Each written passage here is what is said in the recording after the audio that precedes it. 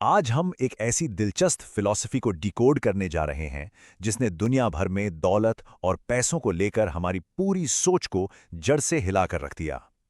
Robert Kiyosaki की मशहूर किताब रिच डैड पुअर डैड के मूल सिद्धांतों को आज हम गहराई से समझेंगे। ये कोई साधारण क्लासरूम वाला लेक्चर नहीं होने वाला है, बल्कि ये उन पुराने दकियानूसी विचारों को तोड़ने का एक शानदार सफर है जो हमें बचपन से घुट्टी में पिलाए गए हैं। तो चलिए, बिना किसी देरी के शुरू करते हैं। जरा सोचिए, क्या सच में हमारे स्कूल हमें असल जिंदगी के लिए तैयार कर रहे हैं? यह सवाल एक माँ के दिमाग में तब खटका जब उसके बेटे ने आकर कहा कि वो स्कूल की पढ़ाई से पूरी तरह ऊब चुका है। उस पल उस माँ को अचानक ये एहसास हुआ कि दुनिया तो रॉकेट की रफ्तार से बदल रही है, लेकिन हमारी बच्चों को दी जाने वाली सलाह आज भी वही पुरानी है। बेटा, अच्छे नंबर लाओ और एक सेफ जॉब पकड़ लो। आज के इस दौर में जहां कॉर्पोरेट छटनी रोज की बात हो गई है, वहां सिर्फ एक अच्छी मार्कशीट हमारी आर्थिक सफलता की गारंटी बिल्कुल नहीं ले सकती। आज के इस सफर में हम 5 अहम पड़ावों से गुजरेंगे। पहला, स्कूल की पढ़ाई और हमारी आर्थिक समझ। दूसरा, रैट रेस का वो खतरनाक चाल। तीसरा, दो पिताओं की दो बिल्कुल अलग मानसिकताएं। चौथा, मैं इसे कैसे खरीद सकता हूं वाली सोच का जादू। और पांचवा, पैसों के लिए काम ना करने का वो असली और सबसे जरूरी सिद्धांत। तो चलिए बढ़ते हैं अपने पहले विषय की तरफ, स्कूल बनाम आर्थिक समझ, यानी वो पुरानी और बेअसर सलाह। ये हमें सोचने पे मजबूर कर देता है कि हमारे माता पिता की वो नेक नियत वाली सलाह आज के समय में कितनी खतरनाक साबित हो सकती है।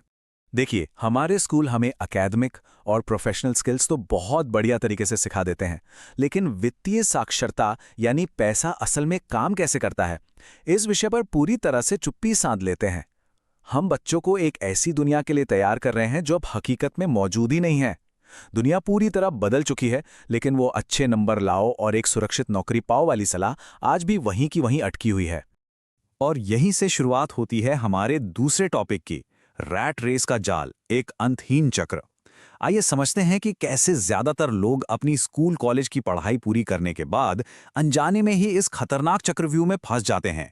ये रैट रेस या चूहा दौड़ आखिर है क्या?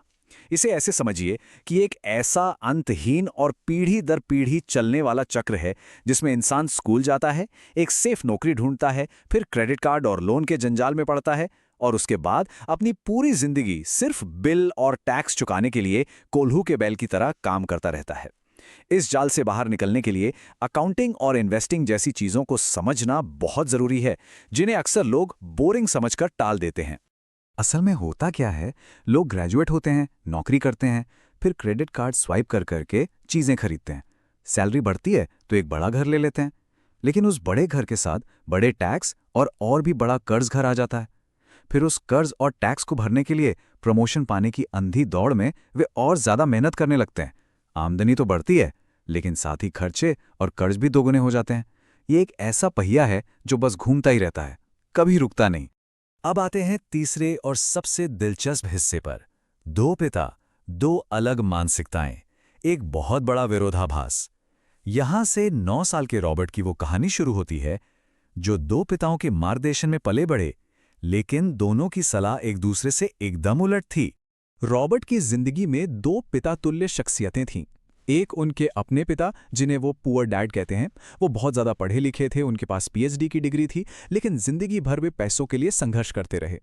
वहीं दूसरी तरफ थे उनके दोस्त के पिता, यानी रिच डैड, जो 8वीं क्लास भी पास नहीं कर पाए थे, लेकिन अपनी समझ से वो हवाई के सबसे अमीर लोगों में से एक बन गए।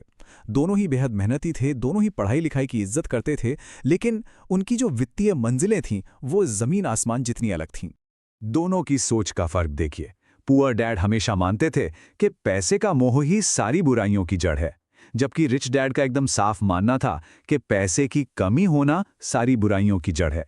ये इस बात का सबसे बड़ा सबूत है कि हमारी अंदरूनी सोच और हमारे विचार हमारी बाहर की दुनिया को और हमारी सच्चाई को कितनी गहराई से तय करते हैं।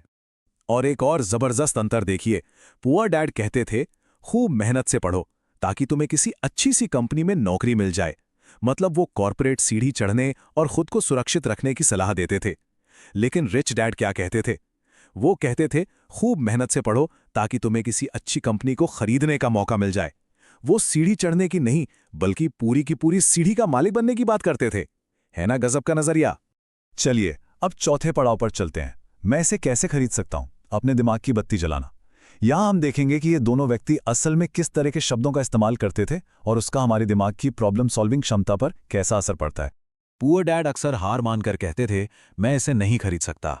वहीं रिच डैड का मानना था कि ये वाक्य बोलते ही दिमाग में मानसिक आलस भर जाता है और दिमाग काम करना बंद कर देता है। इसके बजाय रिच डैड हमेशा एक सवाल पूछते थे, मैं इसे कैसे खरीद सकता हूं? जैसे ही हम एक सवाल पूछते हैं, हमारा दिमाग, जो कि दुनिया का सबसे ताकतवर सुपर कंप्यूटर है, तुरंत एक्टिव हो जाता है, कसरत करने लगता है और नए नए क्रिएटिव रास्ते ढूंढने लगता है। और इसी क्रिएटिव सोच का नतीजा था कि 9 साल के रॉबर्ट और उनके दोस्त माइक ने सचमुच खुद का पैसा बनाने का फैसला कर लिया। हुआ यूं कि उनके कुछ अमीर दोस्तों ने उन्हें एक बीच ट्रिप पर ले जाने से मना कर दिया। बस फिर क्या था, दोनों बच्चों ने मिलकर अपना एक बिजनेस शुरू कर दिया। उन्होंने पूरे मोहल्ले से इस्तेमाल किए हुए शीशे यानी लेड के खाली टूथपेस्ट ट्यूब्स इकट्ठा करने शुरू कर दिए। जरा उस सीन को इमेजिन कीजिए, दो छोटे छोटे बच्चे घर के पोर्च में पूरी सीरियसनेस के साथ अपनी खुद की प्रोडक्शन लाइन चला रहे हैं। चारों तरफ प्लास्टर ऑफ पेरिस का सफेद पाउडर उड़ा हुआ है, पास में ही एक कोयले की भट्टी दहक रही है और वो पिघले हुए शीशे को सांचों में डाल रहे हैं। उन्हें लग रहा था जैसे वो सचमुच अपनी कोई बहुत बड़ी फैक्ट्री चला रहे हों, एकदम फुल जोश में। लेकिन ये शानदार और मासूम सी कहानी एक बहुत ही मजेदार और दुखद मोड़ लेती है। जब रॉबर्ट के पिताजी ने उन्हें ये सब करते देखा तो बच्चों के रातों रात अमीर बनने के सपने धड़ाम से टूट गए। उनके पिता ने उन्हें बैठाकर समझाया कि ये जो उनकी सुपर क्रिएटिव पैसा बनाने की मशीन है ना, ये असल में जालसाजी है। उन बेचारों को पता ही नहीं था कि वो अनजाने में गैर कानूनी तरीके से निकल के सिक्के ढालने वाले अपराधी बन बैठे थे। अब यहां तो डांट पड़नी चाहिए थी, लेकिन चूंकि ये एक गैरकानूनी काम था, फिर भी पुअर डैड ने बच्चों को डांटने के बजाय उनके इस इनिशिएटिव की तारीफ की। उन्होंने बड़े प्यार से कहा, तुम लड़कों ने बहुत गजब की रचनात्मकता दिखाई है, इसी तरह आगे बढ़ते रहो, बस हार मत मानना। और फिर क्योंकि वो खुद पैसा बनाना नहीं जानते थे, उन्होंने लड़कों को माइक के डैड यानी असली रिच डैड के पास जाकर पैसों के असली सबक सीखने की सलाह दी। और इसी के साथ हम पहुंचते हैं अपने 5वें और सबसे अहम पड़ाव पर, पैसों के लिए काम न करना, सबसे बड़ा और असली सबक। दोनों लड़के आखिरकार माइक के डैड से मिलते हैं ताकि वो दौलत बनाने के असली रहस्य सीख सकें। रिच डैड का सिखाने का तरीका किसी बोरिंग क्लासरूम लेक्चर जैसा बिल्कुल भी नहीं था। उन्होंने बच्चों को सीधे अपने एक स्टोर में काम पर लगा दिया, वो भी बिना एयर कंडीशनर वाले एक बेहद गर्म स्टोर में। डिब्बों से धूल साफ करने का थका देने वाला काम।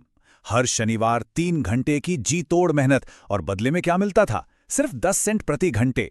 रिच डैड दरअसल उन्हें असल जिंदगी की वो फ्रस्ट्रेशन और कम सैलरी वाली नौकरी का कड़वा सच महसूस करवाना चाहते थे।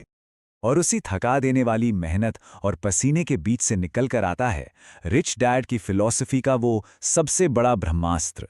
अमीर लोग पैसों के लिए काम नहीं करते, बल्कि पैसा उनके लिए काम करता है। उन्होंने लड़कों को सिखाया कि जिंदगी भर बस चंद सिक्कों या एक पेचेक के लिए काम करने के बजाय अपना फोकस बदलो और ऐसी संपत्तियां यानी ऐसे एसेट्स बनाने पर ध्यान दो जो सोते वक्त भी आपके लिए पैसा कमाएं।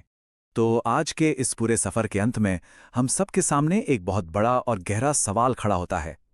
क्या आज भी हम उन्हीं पुराने घिसे पिटे नियमों से अपनी जिंदगी का खेल खेल रहे हैं, या हमने नए नियम सीख लिए हैं? रॉबर्ट कियोसाकी की ये कहानी हमें चुनौती देती है कि हम अपने अंदर झांकें और अपनी वित्तीय मानसिकता का गहराई से मूल्यांकन करें। क्या अभी भी हम उसी रैट रेस में गोल गोल घूम रहे हैं, या हम वो समझ विकसित कर रहे हैं जिससे पैसा खुद हमारे लिए काम करे? इस सवाल का जवाब जरूर सोचिएगा। आज हमारे साथ इस सफर में जुड़ने के लिए बहुत बहुत धन्यवाद।